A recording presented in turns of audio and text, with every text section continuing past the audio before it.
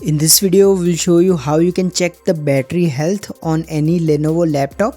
So to do this, head to the search option and then type in Lenovo Vantage.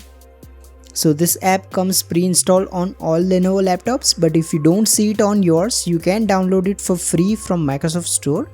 Once you have downloaded the app, simply open it. Now here you will see this kind of interface. Now click the three dot icon next to battery and then choose battery settings. So this will take you to this particular menu. Now here you will see this battery health section. Now here check the original design capacity. So in my case it was 60 watt hours. Now so this is the original capacity when the battery was new.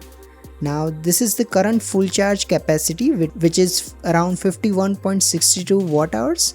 So as you can see, this is showing the maximum energy at full charge.